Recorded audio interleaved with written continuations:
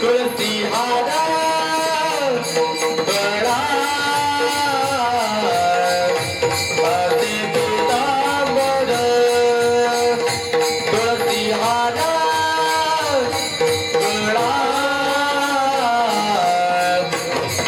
असे पितांबर पाहिला सुमुख आवडे पाहिला सुमुख आवडे पाहिला सुमुख आवडे पाहिला सुमुख आवडे आवडे तुळसी हारा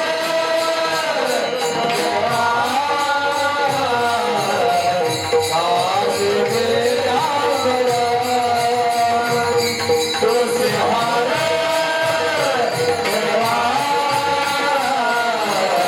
कास पितांबर आवडे निरंतर एकी ध्यान आवडे निरंतर एकी ध्यान आवडे निरंतर एकी ध्यान एकी ध्यान तुळसी हारा गळा कास पितांबर तुळसी हारा गळा कास पितांबर हरे विठोबार कुमार विठोबार कुमार विठोबार कुमार विठोबार कुमार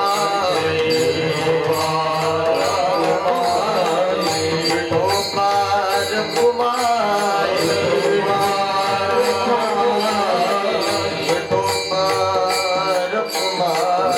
कुमार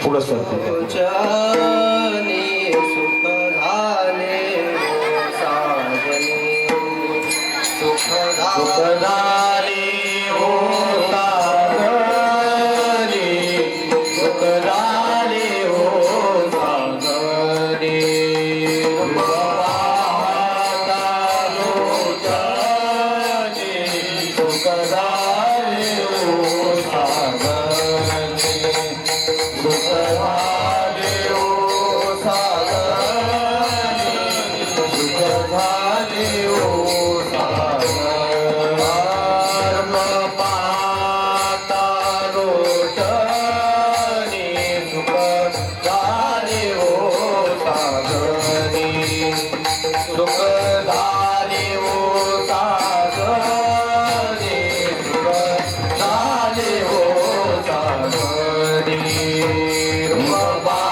पाहताळू जनी सुख झाले ओ सागरी सुख झाले ओ सागरी सुख झाले ओ सागरी वाद वाढवा विठ्ठल वरवा विठ्ठल वरवा विठ्ठल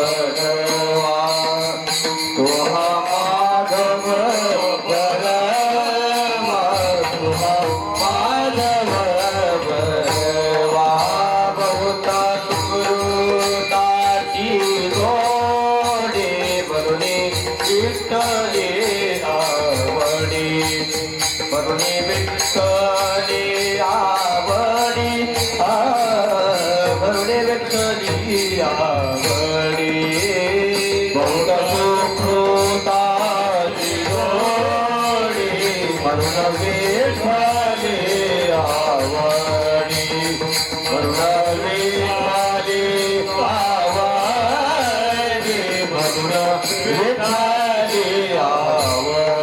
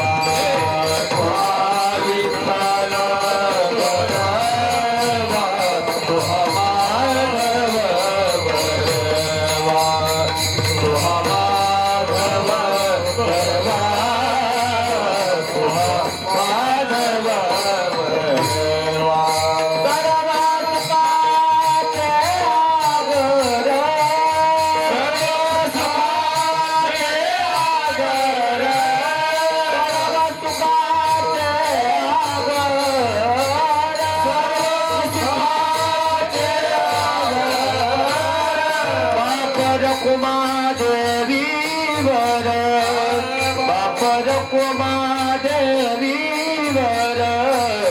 तुहा विठ्ठल बरवा तुहा माधव बरवा तुहा माधव बरवा तुहा माधव बरवा तुहा विठ्ठल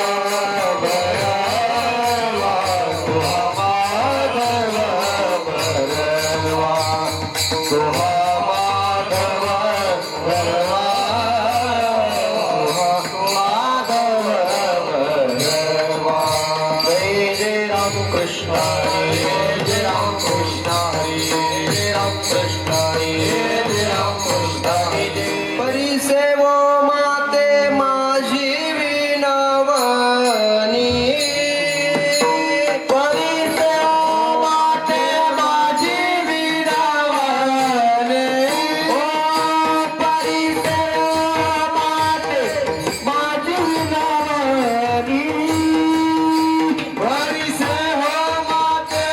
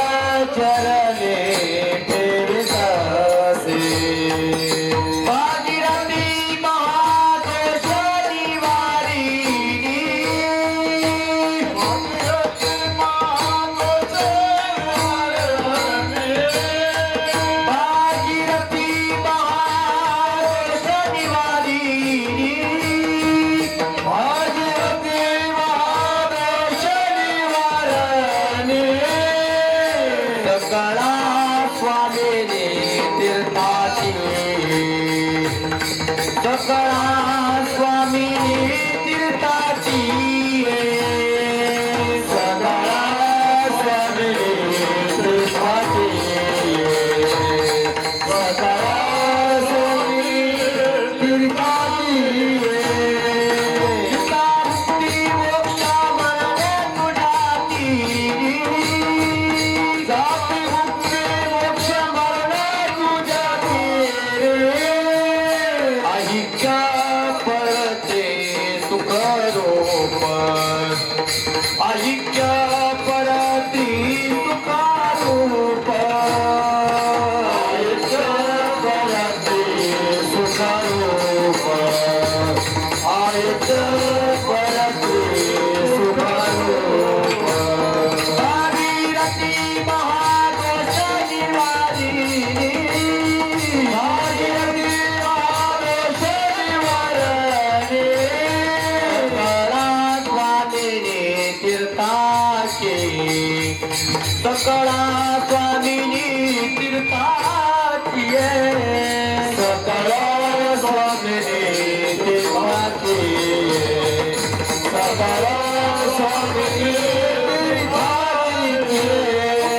करुणानाथ संताने पोषणे विष्णुनाथ संताचे पोषणे विष्णुनाथ संताचे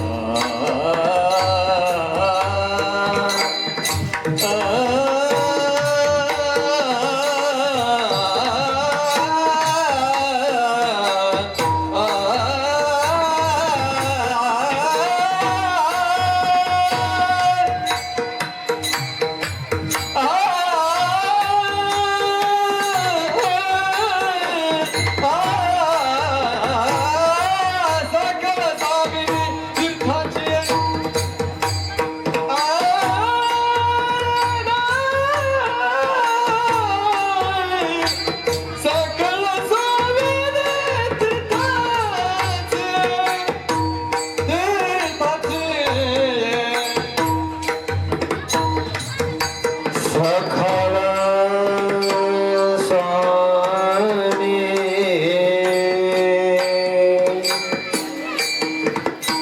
तीर्थाचे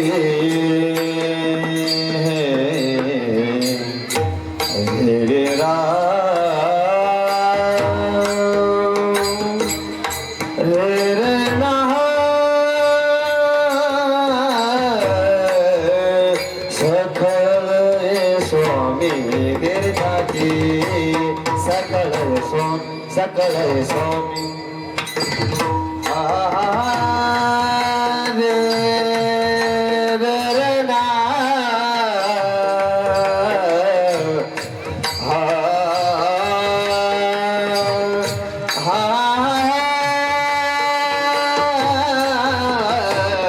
सखळ स्वामी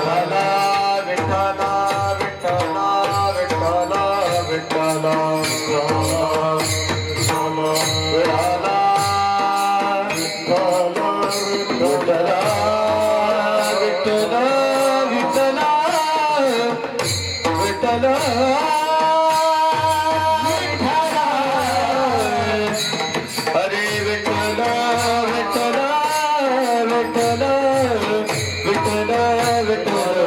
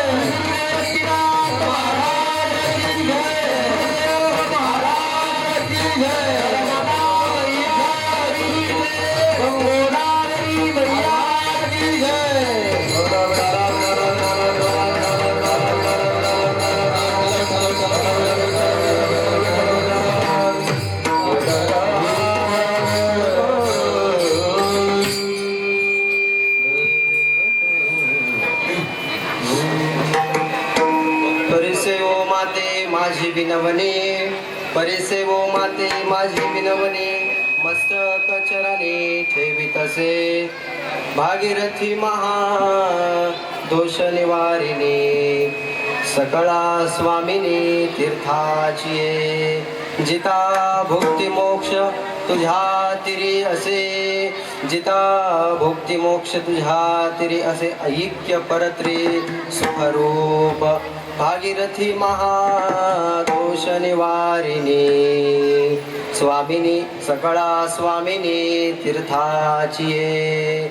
तुका विष्णुदास, तुका विष्णुदास संतांचे पोसणे, वाक्पुष्पतेने पाठविले भागीरथी महादोष निवारिणी, सकळा स्वामिनी तीर्थाची ये। महायोगपीठे तटे भीमरथ्यां वरं पुण्डरीकाय दातुं मुनीन्द्रे, समागत्य तिष्ठन्तमानन्दकन्दं परब्रह्मलिङ्गं भजे पाण्डुरङ्गं। कलावद्यजीवोद्धरार्थावतारं कलाङ्काङ्कतेजोदिकामोदिभक्त्रं, कलानीशवादापनोदारदक्षं समाधिस्थमूर्तिं भजे ज्ञानदेवं। नमो सद्गुरु तुकया ज्ञानदीपा, नमो सद्गुरु सच्चिदानंद रूपा, नमो सद्गुरु भक्त कल्याण मूर्ते, नमो सद्गुरु भास्करा पूर्ण कीर्ति। योऽन्तः प्रविश्य मम वाचमिमां प्रसुप्तां सञ्जीवयत्यखिल शक्तिधर स्वधाम्नाम्, अन्यांश्च हस्तचरणश्रवणत्वगादीन् प्राणान् नमो भगवते पुरुषाय तुभ्यं। त्वयांसे केलिया स्मरण होय सकळ विद्यांचे अधिकरण, तेची बंधू श्रीचरण श्री गुरूंचे ते नमस्कारो नियाता। निवृत्तीनाथाचे चरणी,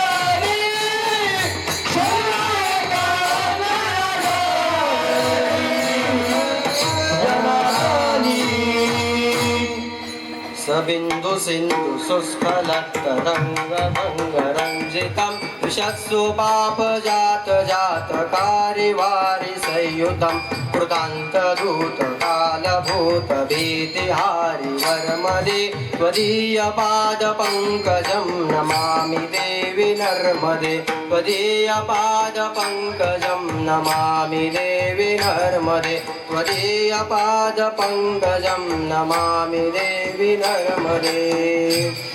विठ्ठल विठ्ठल विठ्ठल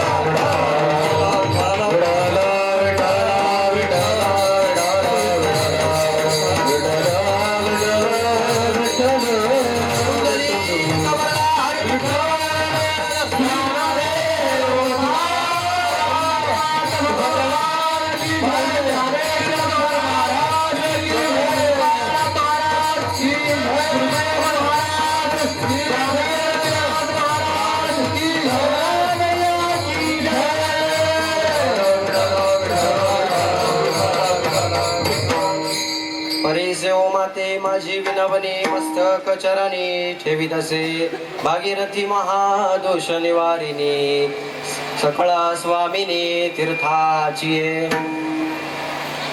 प्रस्तुत प्राप्त प्रसंगी संप्राप्त सेवेकरिता निवडलेला अभंग वैराग्य राजरसिक देहू निवासी असलेले जगद्गुरु श्री संत श्रीमंत जगद्गुरु तुकोबा राय यांचा चार चरणाचा सर्व जनमात्रांना पावन करणारा असा आणि गंगा गोदावरी नर्मदा या तिन्ही नद्यांचं संगम, नद्यांचं वर्णन, नद्यांचं महत्त्व प्रतिपादन करून देणारा सुखकर सुखरूप आणि नर्मदामय अशा प्रकारचा अभंग सेवेकरिता निवडलेला आहे. विठ्ठल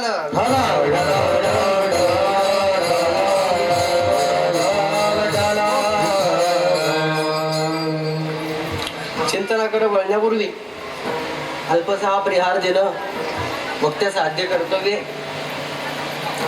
तुम्ही कशा करता जमलाय?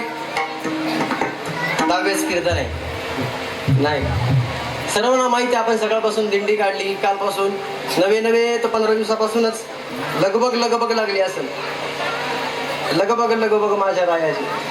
राण्याकडे नाही जायचं आपल्याला, पण लगबग लागली असेल की कोणतरी कुठंतरी गेलंय आणि वापस येणार आहे. त्याचा आज काहीतरी सोहळा ठेवलेला आहे गावकऱ्यांनी, घरातल्यांनी, परिसरातल्यांनी, समस्त पिंपळगाव धूमकरांनी. आणि पिंपळगाव धूमकरांनी अशी धूम ठोकली, याचा सोहळा धूम धडाक्यात पार झाला.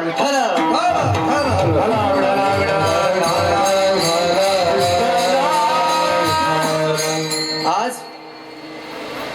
जगदानंदी जगदाकार जनकल्याणी पावन नर्मदा मैया यांची परिक्रमा करून आलेले आपले ग्रामस्थवासी रमेश बुवा वाघेरे, भास्कर बुवा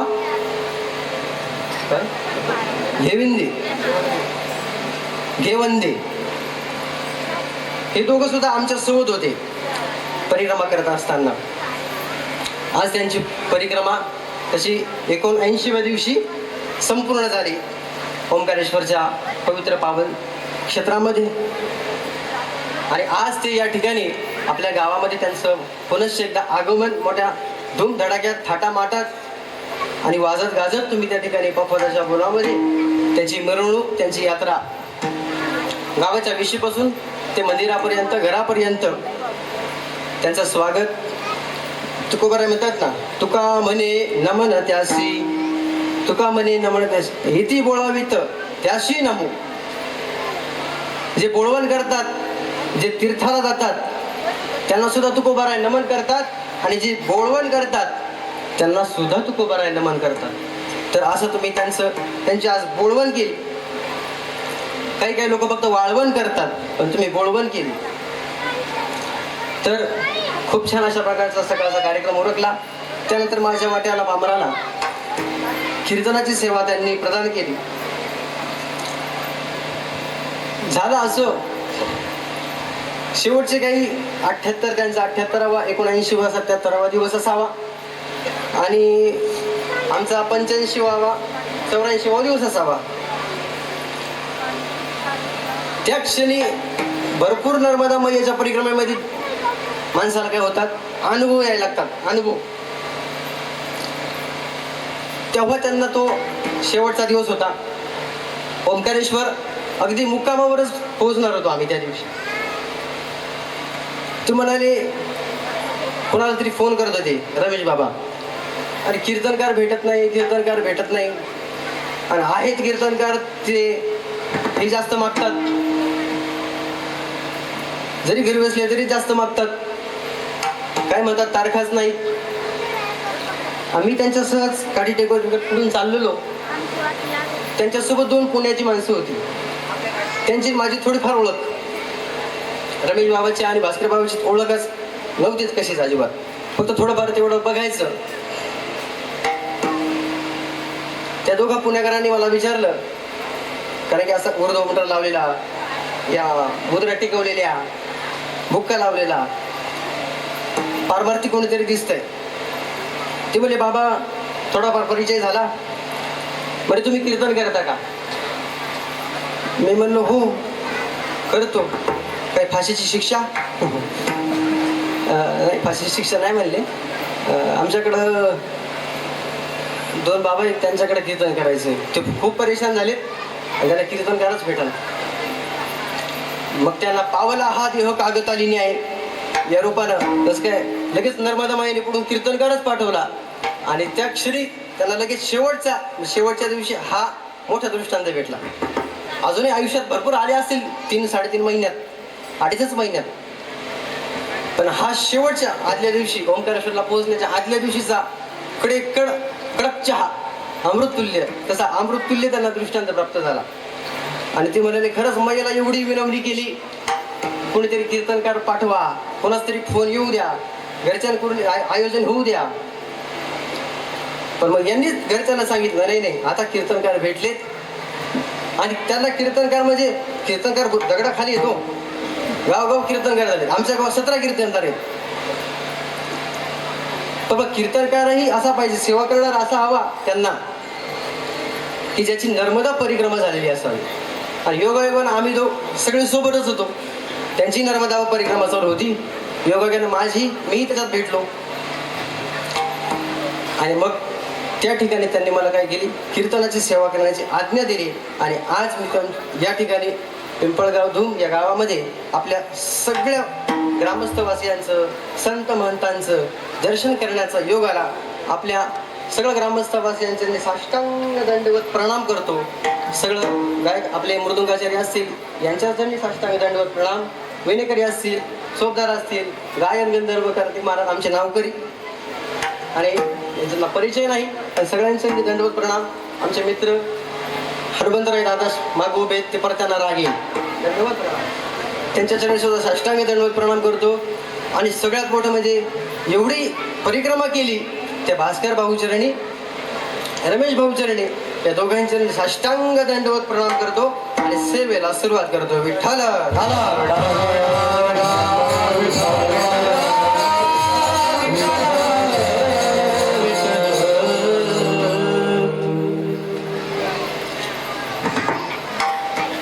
आपल्या श्री क्षेत्र त्र्यंबकेश्वर येथे परमपूज्य रामभाऊ महाराज राऊत गाथामूर्ती यांचा सप्ताह चालू आहे. त्यांना म्हटलो आता तुम्ही घरी कशाला जाता, सप्त्याला या 2 दिवस आणि फेब्रुवारीच्या 1 तारखेला म्हणजे ती तारीख सुद्धा काय होईल तुमच्या मस्तकात ध्यानात राहील. आणि त्याच दिवशी काय करा तुम्ही याचं उद्यापन करा. मग ते 2 दिवस त्र्यंबकेश्वरला आमच्या सानिध्यात राहिले, बाबांची कीर्तनं ऐकली. अजूनही सप्ताह चालू आहे. 3 तारखेला त्या सप्त्याचा काला आहे. मी तिकडून त्र्यंबकेश्वरनच या ठिकाणी आलो कीर्तनाच्या सेवेकरता. आपल्या दर्शनाचा योग आला आणि परिक्रमेचे अनुभव सांगण्याकरता ते म्हणाले असे परिक्रमेचे अनुभव सांगा की पुढच्या वर्षी किमान 50 तरी गावातली माणसं गेली पाहिजे. आणि ते म्हणाले, आणि अजून एक अप्रूप वाटतंय, पिंपळगाव त्याचा पुढं काय लिहिलेलं आहे, धूम. पण परिक्रमेला गेलेले किंवा परिक्रमेला धूम ठोकलेले पिंपळगाव धूमचे फक्त 2च रत्न आहेत, 2च रत्न. पहिले ते म्हणजे रमेश बुवा आणि भास्कर बुवा. याच्या आधी कोणी परिक्रमेला गेलेलं नव्हतं. परिक्रमेला गेल्यानंतर त्या ठिकाणी सगळ्यात महत्वाचं महाराष्ट्राचं जास्त नाव घेतलं जातं. मसमय्या छत्तीसगड पासून ते खाली मध्य प्रदेश, महाराष्ट्र, गुजरात करून अशी समुद्राला मिळते. ज्या राज्यातून ती जाते त्या राज्यातली 10% माणसं असतात. 10% आपला महाराष्ट्र सगळा तिथं सप्तेच्या सप्ते जवळ प्रत्येक घाटावर आता जो नाही तो त्या आश्रमातला साधू म्हणतो क्या महाराष्ट्र के लोग हैं, उनकी वजह से ही परिक्रमा चालू है, या तो परिक्रमा कब की खंडित हो चुकी होती. आणि महाराष्ट्र सुद्धा म्हणजे आपण अभिमानास्पद गोष्ट आहे, महाराष्ट्रात सुद्धा नाशिकचं नाव जास्त येते. अहिल्यानगर, छत्रपती संभाजीनगर, पुणे, मुंबई एकदम 5% 10% मध्ये, पण 70-80% लोक सगळ्यात जास्त नाशिक मधले. त्याच्याही पुढची गोष्ट, आता इथं दिंडोरी तालुक्यात कीर्तन आहे म्हणूनच बोलत नाही. त्याच्याही पुढची गोष्ट 70% लोक दिंडोरी तालुक्यातली मयेच्या परिक्रमेला जातात. तरी आपला गाव अजून मागच आहे. आता फक्त 2 निघाले वा, पण सुरुवात झाली. पुढे गेले त्यांचा शोधित मार्ग, चला जाऊ मागे घेता. पुढीलांची इच्छी फळं. पुढे गेले. आता ते दोघे गेलेत ना, त्यांच्या पावलावर पाऊल टाकून तुम्हालाही पुढच्या वर्षी नका, उद्याच नका निघू, उद्या नका निघू. हां, ते अवघडच आहे. आता उन्हाळा लागणार आहे आणि उन्हाळ्यात खूप पाणी जीव करते. 9लाच माणसाला असं वाटतं इथंच थांबावं, आता याच आश्रमात जेवण करा, आता नको चालायला, एवढं ऊन, पोषक वातावरण. समाधी सोहळा झाला, समाधी सोहळा झालं लगेच निघायचं. किंवा कार्तिक पौर्णिमा जरी झाली, कार्तिक पौर्णिमेला सुरू केलं तरीही आत्तापर्यंत माणूस त्या ठिकाणी घरी असते सोहळ्याकरता, आपल्या नातवांची तोंड पाहण्याकरता. तिकडे गेल्यानंतर लय आस लागते नातवांची. सोन्यांची नाही लागत, पण नातवांची भरपूर लागते. कारण आम्ही पाहतो ना, मग त्याला लगेच कोण व्हिडिओ कॉल करते, हा बाळा मी इथं आहे बरं का. बाळाला शेजारचं त्र्यंबकेश्वर माहित नसते, ते गाव सांगते. हा, रणछोडला मी, त्याला काय माहिती रणछोड कुठे. तर नर्मदा मैयाची परिक्रमा करत असताना फार अनुभव आले, फार. प्रथमतः हा प्रश्न पडला असेल, नर्मदा नदीचीच परिक्रमा का करायची? गोदावरीची, कावेरीची, सिंधू नदी असेल, इंद्रायणी नदी असेल, गंगा नदी असेल, यांची परिक्रमा का नाही? आणि गोदावरीचीच परिक्रमा का? कारण नर्मदा नावातच सगळा अर्थ कुठलेला आहे, त्यातच या प्रश्नाचं उत्तर दिलेलं आहे. नराचा मध घालवणारी ती नर्मदा. विठ्ठल विठ्ठल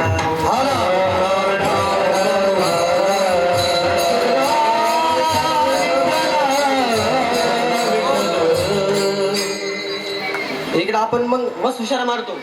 हा, एवढा जागीरदार बंगला आहे, गाड्या मोटार चाकार सगळे, सकाळ संध्याकाळ दुपार 3 टाइम पंचपक्वानाचं जेवण आहे. पण मैयेच्या कडकडाने चालत असताना माणसाला हे सगळं नाशिवंत कसे, अहंकार कसा तिथं घालवायचा, हे तिथं गेल्याशिवाय कळत नाही. मग आपली जमीन तिथं कामाला येत नाही, गाड्या कामाला येत. एवढ्या गाड्या असून पायीच चालावं लागतंय 40-40, 50-50 किलोमीटर. 4 व्हीलर जरी असली, 4 व्हीलर मध्ये बोजा आपला पाठीमागे ठेवता येतो. 10-15 किलोच्या बॅगी असतात पाठीवरती, त्या घेऊन चालावं लागतंय. तिथं दुसरी कुठलीच 4 व्हीलर येत नाही, पायी चालावं लागतंय. आपला शेजारी मुलगा असेल, हा बरं चला आता होत नाहीये, त्याचा हात धरून चालता येईल. हा, तिथं हात धरून चालायला सुद्धा कोणी नाही, दंड असतो हातात. हा, मग आता बाय आम्हाला बिस्लरीची सवय हो, आम्हाला हे पाणी चालत नाही, आम्हाला ते पाणी चालत नाही. आम्ही नाल्याचं पाणी पिलेलं आहे. कधी 7-7 दिवस मैयाची भेट नसते. नाल्यातलं पाणी कमंडलूच भरायचं. हापसा हँडपंप बनतात तिकडं, हँडपंप, त्याचं पाणी प्यायचं. आंघोळ त्याच पाण्याने करायची जेव्हा मैया नसेल तेव्हा. ज्या दिवशी आपण मैयाच्या कडेकडेने चाललो त्या दिवशी मात्र मग मैयाचे स्नान त्या ठिकाणी आपल्याला होत आहे. ब्राह्मी गंगा, वैष्णवी गंगा आणि माहेश्वरी गंगा. अभंग आपण तर भागीरथी महादोषरी वारेनी असा घेतलाय. आणि मग नर्मदा मैयाचं वर्णन कसं काय करता तुम्ही महाराज? ब्राह्मी गंगा ही भागीरथीच, वैष्णवी गंगा ही भागीरथीच, आणि माहेश्वरी म्हणजे महेशाच्या जेटेतून प्रकट झालेली जी गोदावरी आहे ही सुद्धा कोण? भागीरथीच. गंगा, नर्मदा आणि गोदावरी ह्या तिन्ही एकमय आहेत, एकच रूपाने वाहणाऱ्या नद्या आहेत. फक्त आपली जी गोदावरी मैया आहे ही पश्चिमेकडून पूर्वेला खाली तिकडे जाते, पंजाबच्या उपसागराला. पण नर्मदा मैया ही प्रथम अशी नदी आहे ही पूर्वेकडनं पश्चिमेकडे वाहते. कुठून? पूर्वेकडून पश्चिमेकडे वाहणारी अशी भारतातली एकमेव नदी म्हणजे नर्मदा मैया आहे. त्याच्या मागची छोटीशी कहाणी आहे.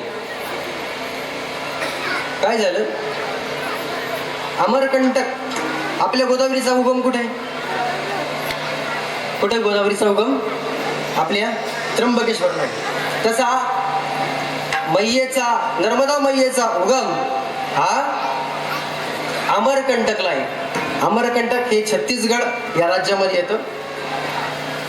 छत्तीसगड या राज्यामध्ये अमरकंटक आणि अमरकंटक तिथेच असणारी एक सोनभद्र, हा सोनभद्र नावाचा राजा हा सुद्धा एक नदीच्या स्वरूपामध्ये होता.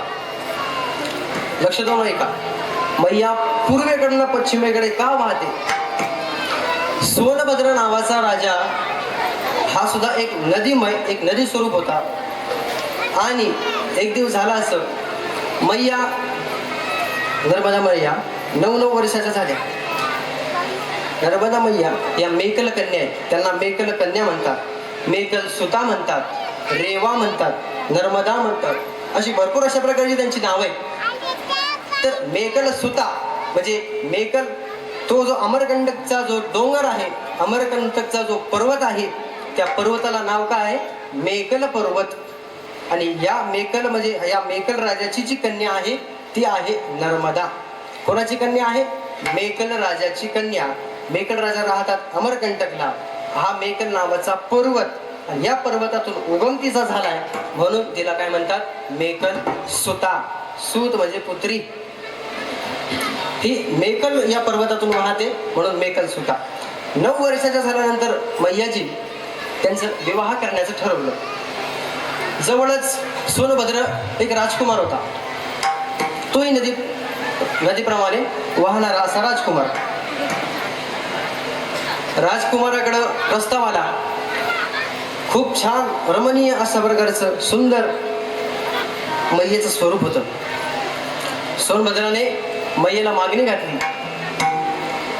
अशा प्रकारची तारीख ठरली. तो दिवस ठरला. मैया म्हणल्या या दिवशी मी तुमच्याकडे काय बघण्याचा कार्यक्रम करण्याकरता, सोयरी करण्याकरता येईल.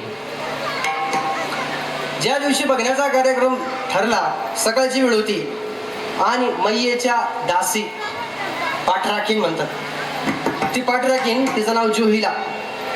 या जुहिलीला पाठवलं आणि सांगितलं, जा मैया नर्मदाजी येत आहे असं त्या सोनभद्र राजाला सांगा. जुहीला थोडी कटकारस्थानी होती.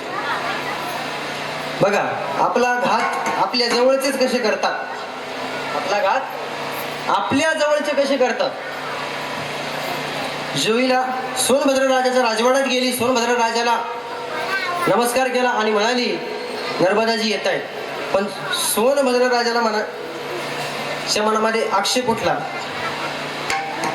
सोनभद्र राजा म्हणाला, नर्मदाजी पेक्षा तुम्हीच मला फार आवडल्या. काय झालं? जुहीलीला काय म्हणाल्या? तुम्ही मला फार आवडल्या, माझ्याशी विवाह करशाल का? जुहीलीला वाटलं, वा, आता राजकुमारासोबत विवाह होतोय म्हणल्यावर काय नर्मदा कशाचं काय. त्याला नर्मदाला डावलं, लग्न करून घेतलं. नर्मदा मैया पाठीमागून आल्या. हे दोघं सिंहासनावर बसलेले बघितलं. मैयेचा अकराळ विकराळ अशा प्रकारचं रूप झालं. नक्र चक्र चक्रवाक शर्मले गंभीर झाला मैया. म्हणजे आहे ती सोयरीक मोठी. आणि कुणाची अशी सोयरीक मोडल्यानंतर तो काय होणार? चंचल विस्कळीत होणार याचं सगळं जीवन. त्या क्षणी मैयेने पाणी हातावर घेतलं आणि संकल्प केला. काय केला? 3 गोष्टी मागितल्या त्याच्यातून. म्हणे, यानंतर मी कधीही लग्न करणार नाही, म्हणून मैया अजूनही अविवाहित म्हणजे कुमारी आहेत, आणि म्हणूनच काय करतात? कन्या भोजन. कन्या भोजन काय करतात याचं आता तुम्हाला उत्तर सापडलं. कन्या भोजन घरी आल्यानंतर का करायचं? मैया कोण आहेत? कुमारी, लहान स्वरूपात आहेत, त्यांचं विवाह झालेला नाही म्हणून त्यांचं कन्या भोजन. दुसरं, बाकी जणांना काय करतात? पश्चिमेकडून पूर्वेकडे वाहतात. पण मैया म्हणल्या, मी पूर्वेकडून पश्चिमेकडे वाहीन. दुसरं मागून घेतलं. आणि तिसरं मागितलं, भगवान शंकरांचे सगळे तीर्थक्षेत्र ते माझ्या तटावर असले पाहिजे, माझ्या तटावर. हे तिसरं वरदान मागून घेतलं. म्हणून पहिलं काय? मैया कुमारी आहेत, त्यांचा विवाह झालेला नाही, पूर्वेकडनं पश्चिमेकडे वाहतात, आणि तिसरं, महादेवाचे जेवढे काही शिवलिंग, जेवढे काही तीर्थक्षेत्र, जेवढे काही साधू संत असतील, हे सगळे नर्मदा मैयेच्या तटावरती वास करतात. त्यांचा एक मार्मिक अशा प्रकारचा सात्विक वास त्या ठिकाणी मैयेच्या तटावरती आहेत. म्हणून मैया पूर्वेकडून काय करतात, पश्चिमेकडे वाहतात. विठ्ठल विठ्ठल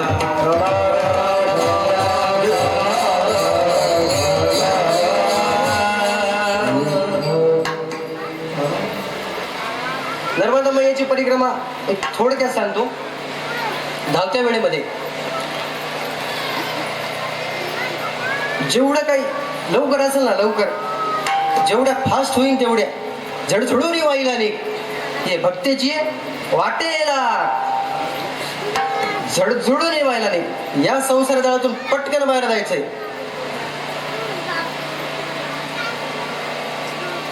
तीर्थयात्रा, जप, तप, ध्यान, अनुष्ठान, पंढरीची वारी, त्र्यंबकची वारी, या गोष्टीमध्ये आपल्याला काय करायचं, लगेच रथ व्हायचंय, जडजडून व्हायला आणि या संसारा उठा वेग करा, उठा वेग करा. तुकोबारे म्हणतात. परिक्रमेला जात असताना सुद्धा फार मग आता वायरी तुटलेल्याच आहेत, कमरत गॅप पडलाय, तर आता ते काळ्याचे पांढरे झाले, शुगर, बीपी हे सगळे आजार आले. तर मग आता हे प्रत्येक कीर्तनकार सांगत असतो. मग तेव्हा आपल्याला काय करतो, देवा विठ्ठला पांडुरंगा लई कळ आली. म्हातारपणात कळी कुठं जाते काय माहिती, तेव्हा कळी खुलते, कळ येत नाही.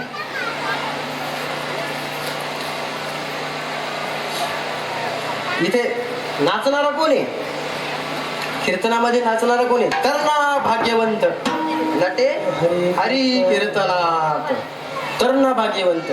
म्हणून मग आम्हाला सुद्धा मैयाची बुद्धी झाली असावी, पांडुरंगाने थोडीफार कृपा करावी, केली असावी, श्रीगुरूंचं काहीतरी ऐकलेलं असावं. म्हणून 22व्याच वर्षी काय झालं, नर्मदा मैयाच्या जवळ हे सकाळा सीता आहे,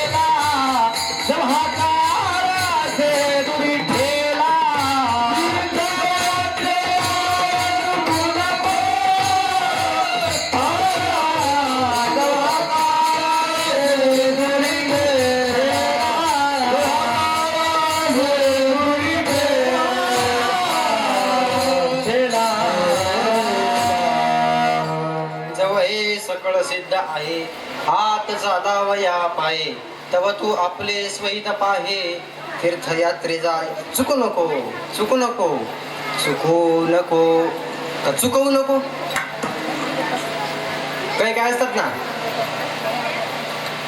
काय तर या गोष्टी चुकवायच्या नाहीये. जवळ हे सकळ सिद्ध आहे, हे सिद्ध आहे जवळ. काय सिद्ध आहे पण हे म्हणजे काय, जवळ हे सकळ सिद्ध आहे. हा औट हात मानव देह, जवळ हा औट हाताचा देह आहे ना, जवळ हे सकळ सिद्ध आहे. सकळ म्हणजे डोळे, कान, नाक, नाही तर कानपूरला बंद, डोळ्याला जिलबी पाहिली का पापड दिसतात, असं झाल्यावर नाही. हात चालावया पायी, म्हणजे बरं कमरेतून वाकून करून परिक्रमाला जायचं म्हणजे अवघडच आहे. मग तो वापस आला तर त्याला 4 याच्यावरच घेऊन यावं लागेल. तेव्हा तू आपुले स्वहित पाहे, तीर्थयात्रे जाय, चुकू नको, चुकू नको, चुकू नको. पण तीर्थयात्रेला जायचंय काय, तीर्थयात्रेला जाता तुम्ही बरं, पंढरपुरात तीर्थयात्रा जाऊ द्या तिकडे, तो विषय लांबच राहिला. आपण काय करतो इथे पंढरपूरच जातो. जवळ काय आपल्याला त्र्यंबकेश्वर, दादांची पौषवारी आता झाली मागच. त्र्यंबकला जातो आपण. कसं जातो? नाचत जाऊ त्याच्या गावारी, खेळ या सुख देईल नाचत जातो. नुसतंच नाचत का? पाऊल टाकता टाकता, पावलावर पाऊल टाकत टाकत काय करायचंय आपल्याला? तीर्थयात्रेला जाताना नाम घ्यायचंय. नाम राम म्हणता राम म्हणता वाट चाले, एक पाऊला पाऊले, एक पाऊला पाऊले, एक पाऊला पाऊले. राम एक पाऊल चाले, एक पाऊला पाऊले, एक पाऊला पाऊले, एक पाऊला पाऊले. हरिपाठात पण त्रिवेणी संगमी नाना तीर्थ भ्रमी, चित्त नाही नामी तरी ते व्यर्थ व्यर्थ व्यर्थ. आणि तेच लगेच खाली सर्व सुख गोडीच्या खाली सगळे तीर्थव्रती भाव, हरी रे करुणा, शांती दया पाहुणा, हरी करी. सर्व सुख गोडी याच्यात शेवटचं तीर्थव्रती भाव. म्हणून तीर्थ तीर्थ तीर्थ महत्वाचं आहे. पंढरपूरला जात असताना सुद्धा नामाचा गजर अखंड मुखामध्ये असला पाहिजे. बरेच आपल्या गावामध्ये विचारू प्रश्न एखादा भारी सगळ्यांना. 108 माळी जप कोण करतं? हात वर करा. हसू नका, विचार पाहायचंय आपल्याला. 108 माळी जप, एक माळ, अशा 108 माळी. नुसतं एक माळीचं 108 माळी नाही मोजायची. मग तर ते सगळे गाव, सगळं असं गाव 2-2 हात वर करीन. जाऊ दे, 108 लई लांब राहिलं. 51 माळी. त्या पत्राच्या मागं पण कोणी बसले का? नाही ना. नाही म्हणजे त्याच्या मागं असं एखादं तर दिसणार नाही आपल्याला. 51 जाऊ द्या. 11 माळी. 11. वा, म्हणजे महिलांची आघाडी वा आपल्या गावात. विठ्ठल विठ्ठल.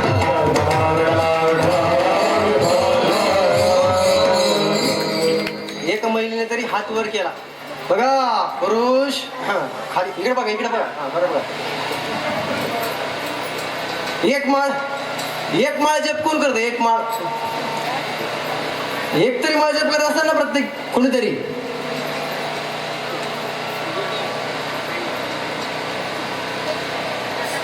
आपण माळी घातलेले आहेत. आपण रोज 24,000 श्वास घेतो.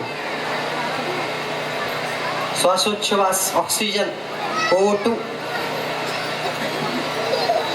तर या प्रत्येक श्वासाला देवाने हा श्वास खर्च करायला फुकट दिला नाही, शिवाय द्यायला किंवा चौकात बसून पेपर वाचायला. आम्ही आता सकाळी निघालो. बरे हे याला काय माहिती का? चबुतरच असतो ना गावातला खुचळवाटा. आम्ही ते त्याला खुचळवाटाच म्हणतो. तिथे अख्ख्या गावच्या सगळ्या पंक्ती ठरलेल्या असतात. कुठं काय शिजते, कुठं काय वाढतंय, कुठं कोणाचा बांध कोरला जातोय, कुठं काय राजकारण होतंय, याला खुचळवाटा. इथं बसायला आपल्याला काय असतो? भरपूर वेळ असतो. त्या मीटिंगमध्ये आपल्याला अजिबात जांभाळे येत नाही. ते कीर्तनात बसले का हा काय काय महाराज सांगत होते काय.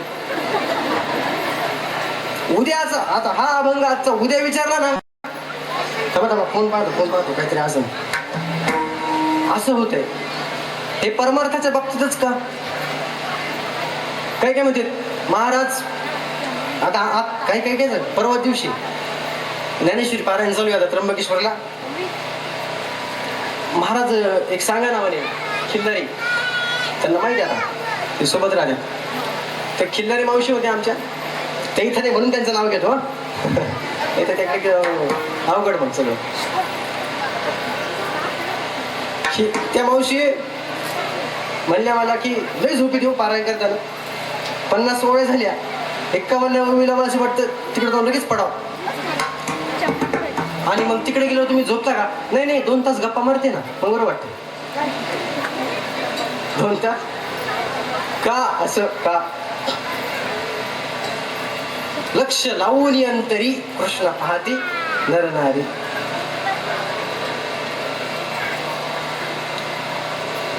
अंतरमध्ये लक्ष लावून जर त्या कृष्णाला पाहिलं, अंतःकरणातून जर त्यात आत्मसात करून घेतलं तर नक्कीच आपल्याला ते वाचण्यातली गोडी कळेल. ओम नमो जी आद्या वेद प्रतिपाद्या जय जय सुसंवेद आत्मरूपापासून शेवटच्या ओवीपर्यंत यत्र योगेश्वर कृष्ण खालच्या ओवीपर्यंत, या श्लोकाच्या ओवीपर्यंत झोप लागणार नाही आपल्याला. पण मग आपलं लक्ष अर्ध ओवीत राहते, अर्ध घरी कांद्याला पाणी दिलं का नाही याच्यात राहते, आता सून कोणत्या डब्यातली काय काय काजू बदाम खाली याच्यात राहते. कसं व्हायचं मग? पंढरपूरला जात असताना मुखामध्ये नाम असावं, नर्मदा परिक्रमा करत असताना पाऊला पाऊली राम म्हणता वाट चालली नाही पाऊला पाऊली असं अंतःकरण असावं, असा आपला भाव असावा. नाही तर मग ते सगळं व्यर्थ व्यर्थ व्यर्थ आहे. म्हणून या मैयेच्या परिक्रमेवरती किंवा कुठल्याही तीर्थाला, चंद्रभागा तीर्थ आहे, पंढरपूर तीर्थक्षेत्र आहे. आता काय असतात, काही तीर्थक्षेत्र असतात, काही नुसतेच तीर्थ असतात, काही नुसते क्षेत्र असतात. ज्या ठिकाणी तीर्थ आणि क्षेत्र हे दोघंही आहेत ते तीर्थक्षेत्र. आपलं नाशिकचं त्र्यंबकेश्वर तीर्थक्षेत्र आहे. निवृत्तीचे पाय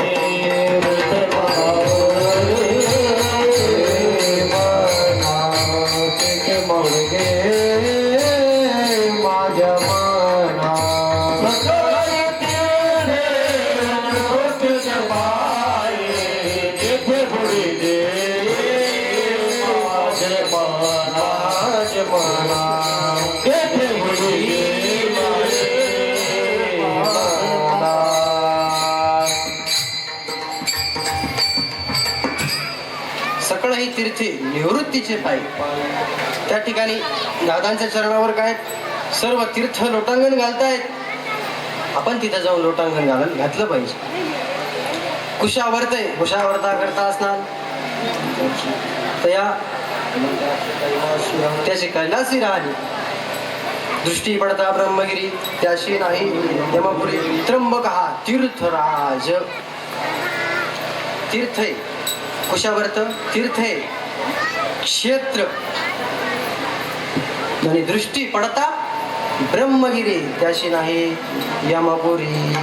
नामा म्हणे प्रदक्षिणा त्याच्या पुण्या नाही का, त्याची जन्म नाही पुन्हा. इथं सुद्धा नामा म्हणे प्रदक्षिणा. किती प्रदक्षिणाला महत्व आहे. ब्रह्मगिरीची प्रदक्षिणा, मैयेची प्रदक्षिणा, पंचक्रोशी प्रदक्षिणा. पंचक्रोशी प्रदक्षिणा असतात. तुमच्या गावात कोण जातं का पंचक्रोशी प्रदक्षिणा? त्र्यंबकच्या पंचक्रोशी प्रदक्षिणामध्ये कोण असते? त्र्यंबकची पंचक्रोशी प्रदक्षिणा असते, गुरुवारी छोटे माऊली काढत असतात. मी होतो 1 वर्ष. सोपान काकाची पंचक्रोशी प्रदक्षिणा असते सासवडची. आळंदीची पंचक्रोशी प्रदक्षिणा असते. आता अधिक मासात मे महिन्यामध्ये फक्त 3 वर्षानंतर एकदा येते पंढरपूरची पंचक्रोशी प्रदक्षिणा. पुढच्या आता ह्यो अधिक मास गेला थेट पुढच्या वर्षी म्हणजे पुढच्या अधिक मासाला काय येणार? पंढरपूरची पंचक्रोशी प्रदक्षिणा. हिची करिता पंचक्रोशी जन्म मरण नाही तियसी. हिची करिता पंचक्रोशी पंढरपूरची. आता पंचक्रोशीच माहित नाही म्हणल्यावर पुढचं बोलायचा विषयच नाही. पण पंचक्रोशी प्रदक्षिणा करत जा. पंढरपूरची पंचक्रोशी प्रदक्षिणा ही अधिक मास म्हणजे 3 वर्षानंतर एकदा येते. पुढच्या वर्षी आपण राहतो का नाही काय माहित, कधी हेलिकॉप्टर उडून खाली पडत सांगता येत नाही आपलं. सकाळी नाश्ता केला का दुपारी लगेच बातमीच येते टीव्हीला. इतकं अवघड झाले आता. त्याच्यामुळे आली या संसारा उठावे इकडं झडझडून वाहिली आली. हे भक्तेची वाटेला कारण की शरीरच कसं आहे, शरीर रोगाचे भांडार, शरीर दुर्गंधीचे थार नाही, शरीर आहेच पण त्याचाच खालचं चरण आहे काय, शरीर उत्तम चांगले, शरीर उत्तम चांगले, शरीर उत्तम चांगले,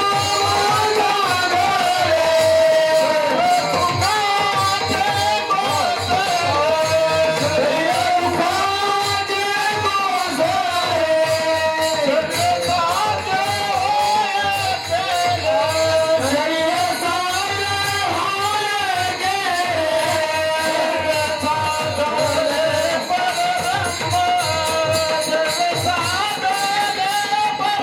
शरीर साचे होय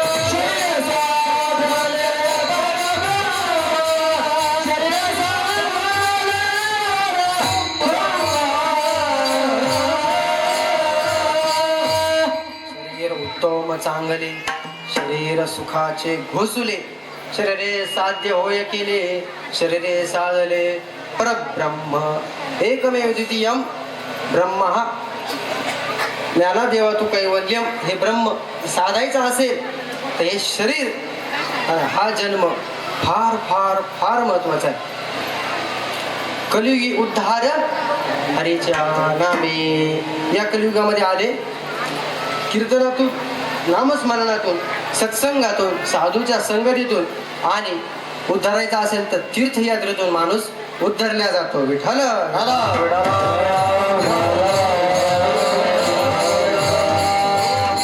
म्हणून आपणही त्र्यंबकची, पंढरपूरची वारी केली पाहिजे, नर्मदा मैयाची परिक्रमा केली पाहिजे. काय त्र्यंबक पंढरपूरचं महात्म्य, वाराणसी चाले मासा, गोदावरी एका दिवसा, पंढरी पाऊल परियसा, ऐसा ठसा नामाचा. महिनाभर वाराणसी चालली, गोदावरी परिक्रमा केली, याच फळ नुसतं एसटीत बसायचं, हा उतरायचं नाही अजिबात खाली, उतरलं का बरोबर का फटकाच पडल. जिथून एसटीत बसले पिंपळगाव दिंडोरी वरनं थेट पंढरपूर गाडी पकडायची, पंढरपूरला जायचं, बस स्टँडवर जायचं, पंढरपूरच्या मंदिराकडे जायचं नाही अजिबात. बस स्टँडवर गेलोय, गाडी थांबली, शेवट उतरायचं. तर पहिली उतरली तर मागची धक्का देतील ना तुम्हाला, तुम्ही पडशाल तोंडावर, असं तोंडावर पडू नका. शेवट उतरायचं पण नाही, ते हँडलला धरायचं, पहिली दुसरी तिसरी पायरी उतरायची, खाली शेवटचा पाय टाकायचा, पुन्हा लगेच उतरायचा आणि पुन्हा वापस पिंपळगाव धूम ठोकायची. पंढरी पाऊल परियसा, एक नुसतं पंढरीत पाऊल जरी ठेवलं तरी त्याला पंढरीच्या वारीचं पुण्य लागतं. असे 18 पुण्य, 18 फळं आहेत ते. आता ते सांगायला वेळ नाही आपल्याला, नर्मदा माई सांगायची, पुढच्या वेळी सांगू कधीतरी परत बोलवल्यावर. इथून तुम्ही निघायचं. थोडक्यात आता परिक्रमा कशी असते हे सांगतो. पिंपळगाव धुंबुरा निघाले, खडबा जंक्शन आहे मोठं रेल्वे स्टेशन. रेल्वे स्टेशनला आल्यानंतर तिथून सनावत ओंकारेश्वरला यायचं. आले का ओंकारेश्वरला? आले. गजानन महाराज संस्थान, शेगावचे गजानन महाबाई, त्यांचं फार मोठा संस्थान आहे त्या ठिकाणी जायचं. ते आपली रजिस्ट्री होते. संकल्प सोडायचा, एका बॉटलीमध्ये ते पाणी घ्यायचं मैयाचं, त्याची सगळी विधिवत पूजा होते. ती पूजा वगैरे करायची. ओंकारेश्वराचं आणि ममलेश्वराचं दर्शन घ्यायचं. ओंकारेश्वराचं दर्शन घेतल्यानंतर पुन्हा ओंकारेश्वरला संकल्प सोडल्यावर जायचं नाही. मैया ओलांडल्या जाते. ओंकारेश्वरला कोणी गेला असेल तर माहिती तो लख लख लख लख हालतो तो पूल, झुला पूल म्हणतात त्याला. तो पूल ओलांडला, परिक्रमा खंडित. जेव्हा जेव्हा तुम्हाला असे पूल लागतील तेव्हा ते पूल ओलांडायचे नाही. परिक्रमेला जाणार आहे पुढच्या वर्षी, लक्ष देऊ ऐका. जेव्हा असे पूल दिसतील, जरी तुम्ही मैयाच्या दक्षिण तटावर असाल, उत्तर तटावर असाल, जरी तिथून आपल्या घरची गाडी जरी गेली तरी तिच्याकडे पाहायचं नाही. हा आता महाराष्ट्राला चालली, आपल्या गावाकडे जात असेल अशी पत म्हणायचं नाही. ती कुठं का जाईना तर पुढे तिकडं आपली परिक्रमा झाल्यानंतरच आपल्याला वापस घरी यायचंय हे डोक्यामध्ये ठेवायचं. मानधाताची परिक्रमा करायची. आता मानधाता काय मानकडे ओम आकाराचा पर्वत आहे आणि त्या ओम आकाराच्या पर्वतावरतीच बाबाचं काय शिव भगवंताचं काय ज्योतिर्लिंग आहे ओंकारेश्वर नावाचं. या मानधाता हा राजा या राजाची त्या पर्वताची परिक्रमा करायची म्हणजे ज्योतिर्लिंगाची परिक्रमा ओंकारेश्वरची परिक्रमा करण्याचं पुण्य त्या ठिकाणी आपल्याला प्राप्त होते. ती परिक्रमा झाल्यानंतर मग नर्मदा मैयाची परिक्रमा त्या ठिकाणी काय करायची सुरुवात करायची. आणि सुरुवात झाल्यानंतर हळूहळू हळूहळू एक एक टप्पे मग पुढं सियाराम बाबा. आता सियाराम बाबा नाही अखंड सियाराम बाबा ते सियाराम सियाराम सियाराम म्हणायचे.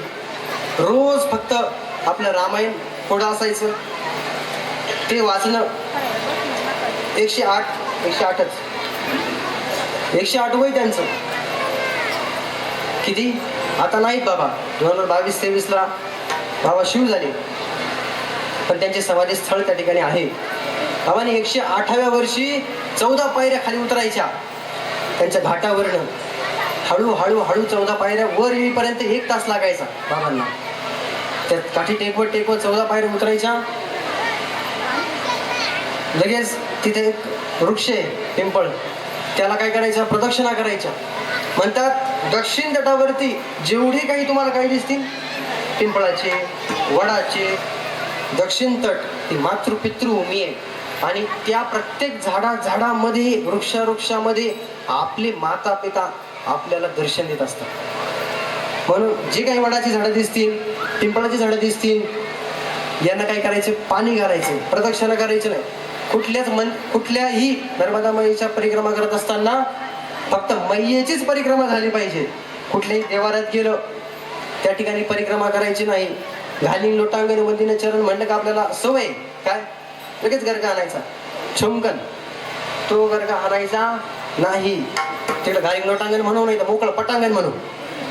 आपण ध्यानात ठेवायचे मस्तकात ठेवायचे आपली परिक्रमा चालू आहे.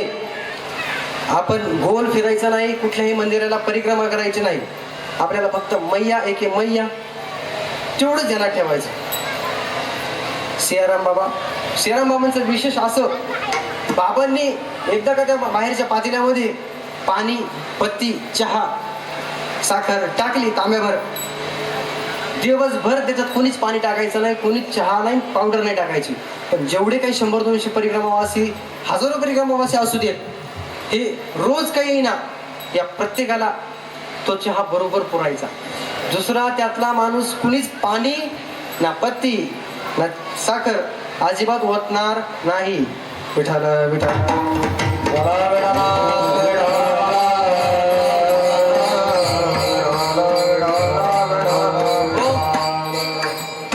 असं सियाराम बाबा फार मोठे दिव्य संत त्या ठिकाणी काय करतात त्या मैयेच्या कडकडनं काय करतात वास्तव्य त्यांचं आहे.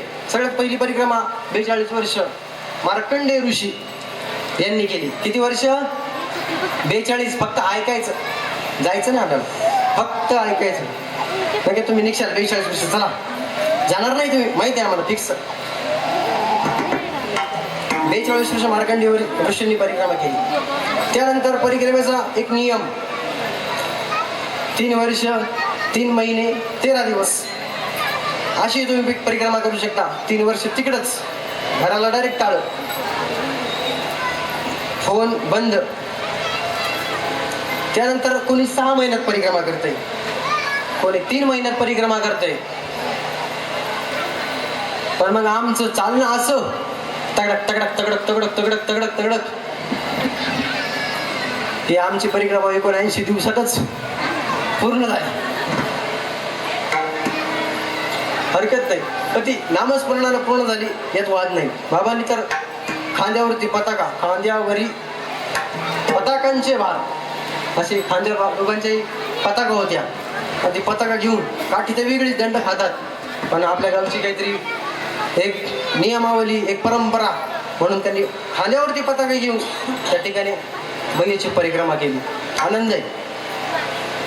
त्या ठिकाणी पुढे हळूहळू चालत विमलेश्वर बुलबुला कुंड भरपूर तीर्थ लागतात. मग मैया सागराला जाऊन मिळते. गुजरातमध्ये अरबी समुद्र, त्या ठिकाणी जहाजातून मैयेला पार करायचं. तिथे मैया नसते, तो समुद्र असतो, समुद्राला पार करायचं असते. मैयेला पार केल्यानंतर पुन्हा उत्तर तट चालू होतो, म्हणजे सगळी देवभूमी चालू होते. आणि या देवभूमीवर चालू असताना तुम्हाला एक ना एक दिवस मैया दर्शन दिल्याशिवाय राहणार नाही. कधी कन्या रूपात येईल, कधी नक्र चक्रवाकशरमध्ये, कधी पाद पंकजम नमामि देवी नर्मदे, कधी मगरीचं रूप घेऊन येईल. फक्त तिला तिथे जाऊन हळद कुंकू नका लावू. कारण की ती पाहणार नाही तुम्ही कोण आहेत काय. मगरच शेवटी मगर रूपात दर्शन देते मैया. आणि मगरीने जेव्हा दर्शन दिलं समजायचं आता आपलं कुठेतरी परिक्रमा काय झाली, मैयेला पोहोचली, मैयेच्या अंतःकरणापर्यंत पोहोचली. मगरीच्या रूपात दर्शन देते, कन्येच्या रूपात दर्शन देते. असं कुठेही मैया दर्शन देऊ शकते. उत्तर तटावरती खूप अनुभव होतात, खूप अनुभव. माझ्या परिक्रमेतला अनुभव सांगतो. बाबा तेव्हा सोबत नव्हते, आम्ही शेवटचे 2 दिवस सोबत भेटलो.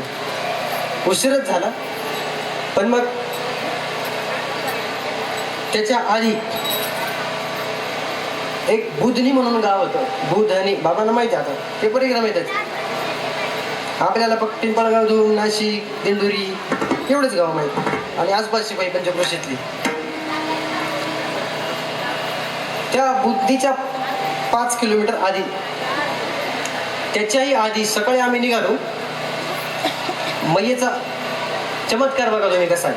माझ्या स्वतःच्या जीवनामध्ये घडलेला, किंवा आम्ही 7 जण होतो, त्या 7 जणांच्या जीवनामध्ये घडलेला एक प्रसंग. 7 धारा होत्या, करुणाधाम आश्रम. त्या आश्रमावर आम्ही दुपारच्या जेवणाला होतो. दुपारी त्या ठिकाणी भोजन प्रसादी घेतली. तिथून भोजन प्रसादी घेतल्यानंतर समोर निघालो. 7 धारा बघितल्या. म्हणजे 7 धारा म्हणजे नर्मदा मैयेच्या 7 रूपामध्ये काय झालं, तिथे डिवायडेशन, विलगीकरण झालं.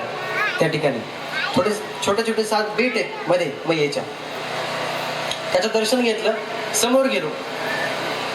अगदी 12-13 किलोमीटरवरती एक आश्रम होता, ज्या ठिकाणी आम्हाला संध्याकाळचा विश्राम करायचा होता,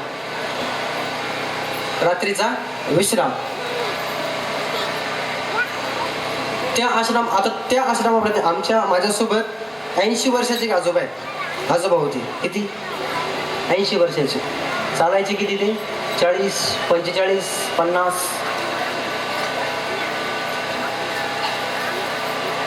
फक्त गावातून दुकानात नव्हते जात, 45 किलोमीटर चालायची.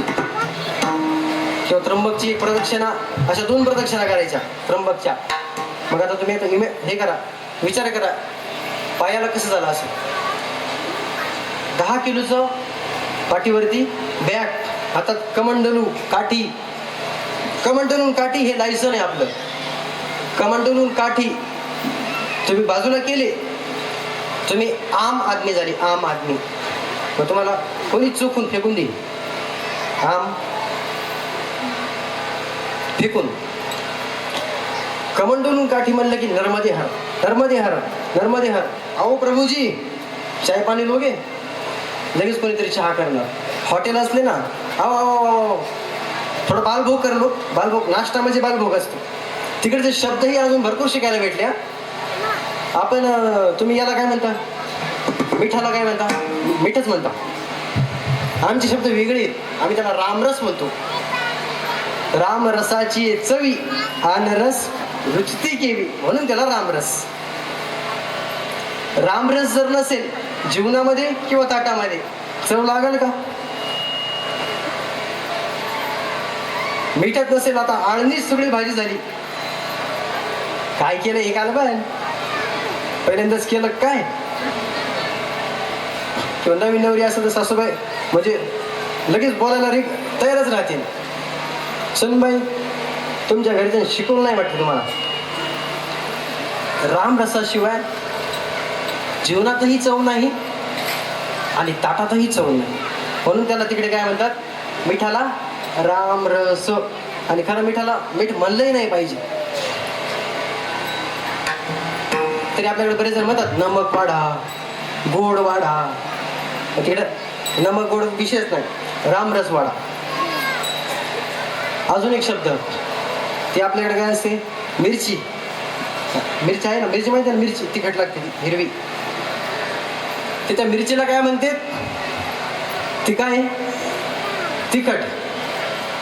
आणि तिखट खाल्ल्यानंतर काय होते माणसाचा, डायरेक्ट मिरची खाली लाल जर कोल्हापुरी चणचणीत नुसती जाऊ, तिच्यासोबत लसूण बिसून पेस्ट नाही, नुसतीच मिरची विकून असा धूर निघतो का नाही, भडाक असा बॉम्बस्फोट होतो.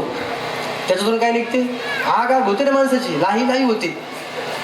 ती लाही लाही करते, आग आग करते, म्हणून तिचं नाव लंका.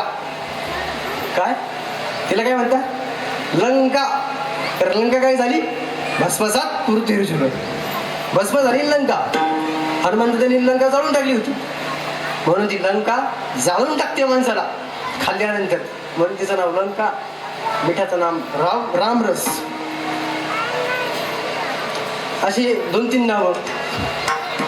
आणि परसाला जर जायचं असेल, परसाला इकडे काय शब्द आहे, टॉयलेटला. हो सगळ्यात शुद्ध टॉयलेटच म्हणत असतील ना, तर तिकडे डालडोल म्हणतात. काय ऐकून ठेवा फक्त, तुम्ही जेव्हा जाशाल तेव्हा सगळं सगळं झालं देते आपलं. ते तिकडे काय म्हणते, डालडोल. बाबूजी त्या आश्रमात गेल्यानंतर मग आपण त्या साधूला विचारतो, बाबूजी हा कोई टॉयलेट बाथरूम, टॉयलेट बाथरूम या पे टॉयलेट नाही, हां तिकडंच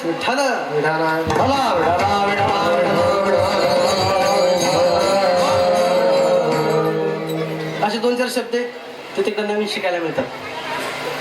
तो विषय चालला होता करुणाधाम आश्रम. 12-13 किलोमीटरवरती आश्रम होता. संध्याकाळचे 4 वाजलेली होती. 4 वाजेपासून 6 वाजेपर्यंत आम्ही 12 किलोमीटर अंतर कापलं. ताशी 6 किलोमीटर चाललो. 4 ते 5 6, 5 ते 6 6, हे झालं 6 आणि 6 12 किलोमीटर झालं. त्या आश्रमावरती टेकलोच. जसं गावात आल्यानंतर आपण आता लय कितीतरी दमलेलो असतो आपण. हंड्या कळशी, आता जुन्या काळात जाऊ, हंड्या कळशी घेऊन आलेलो असतो, कोसाकोसून पाणी आणलेलं असतंय. आणि आता कुठंतरी ती पटकन टेकवाव आणि मोठा श्वास घ्यावा असं वाटतं की नाही माणसाला. तसं आम्हाला त्यावेळी झालं. आता कधी आश्रम येतो आणि कधी आम्ही त्यात जाऊन हे आमचे बोजे, हे पाठीवरचे कपडे, हे बॅग कधी आपटतो, कधी झोपतो जाऊन, जेवायला सुद्धा नको. आता असं झालं त्या क्षणाला. 6 वाजले, तसं 5चाच टाइम आहे. सूर्य अस्ताच्या वेळी मैयेच्या आश्रमामध्ये गेलं पाहिजे. सूर्योदयाला परिक्रमा सुरू झाली पाहिजे. नाही तर बाबा हा थोडे दिवस राहिले करू. रात्री परिक्रमा करायला निषिद्ध आहे, जमत नाही, चालत नाही. सूर्योदयाला सुरू, सूर्यास्ताला परिक्रमा संपवावी लागते. त्या ठिकाणी तुम्हाला आश्रमात जावंच लागतं. पण झालं असं, त्या आश्रमाचे जे मालक आहेत ते म्हणाले, इथं आमच्याकडे पाणीच नाही, इथं राहण्याची सोयच नाही, पाईपलाईन फुटली, आता काय करू. आणि म्हणलं त्यांना, बाबाजी आगे आश्रम कितना किलोमीटर आहे. हा थोडाही नजीक. आणि त्यांच्याकडे मापच अजिबात नाही कोणाच गोष्टीला. आपल्याकडे 1 किलोमीटर रेल्वे वगैरे येते हो, त्यांचे 1 किलोमीटर म्हणजे आपले 2-3 किलोमीटर असतात. इथं जे म्हणतात 5 किलोमीटर. किती किलोमीटरवर, 5 किलोमीटर. 5 किलोमीटर जायला माणसाला किमान काय लागेल, 1 तास लागणार. किती किलोमीटर जायला, 5 किलोमीटर जायला. अहो म्हणलं, हे 80 वर्षाचे बाबा आहेत आमच्यासोबत, हे 60-70 वर्षाची माणसं आहेत, आणि आता ही कुठं पुदनेला 5 किलोमीटर जाणार. आम्ही फक्त राहतो म्हणलं, आम्हाला पाणी नको, काय नको, आम्ही बाहेरून बाटली आणू, बिस्लरीच्या हँडपंप होता बाहेर, त्याचं पाणी घेऊ आणि पिऊ. जेवण पण करू नका तुम्ही, आम्ही नाही, आम्हाला फक्त आसरा द्या, कारण की आम्ही पुढे जाऊच शकत नाही. पण ते बाबा ऐकायला तयारच नाही. तो बाबा ऐकायला तयार नाही. सांगू बेजार झाले सगळे. त्याच्या हातापाया पडलो. तरीही तो म्हणायला तयार नाही. निराश होऊन हताश होऊन आम्ही निघालो पुढं. आता काय करणार म्हणलं, 5 किलोमीटर जावंच लागलं.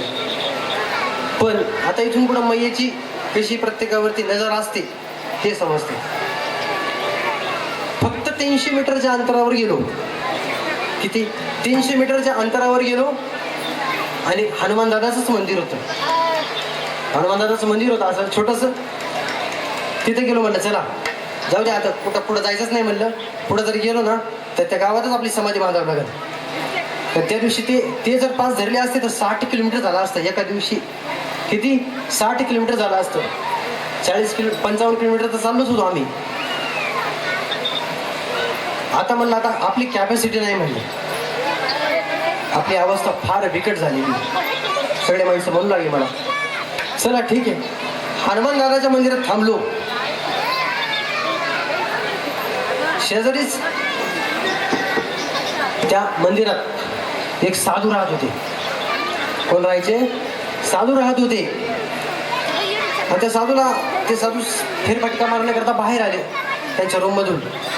त्यांना विचारलं बाबा इथं आसपास काही दुकानं वगैरे आहेत का, किंवा आम्ही चिवडा बिस्किट असं थोडंसं अल्पोपहार घेऊ आणि तो आजचा रात्रीचा गुजारा करू.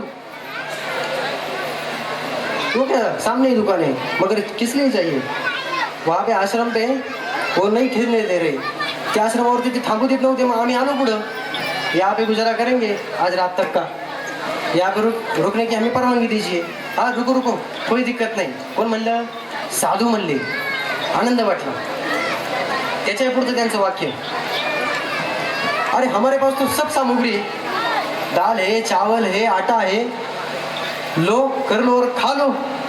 पण अजूनच आनंद झाला. बापरे म्हणलं एवढ्या जंगलात साधू येणार अचानक तिथं.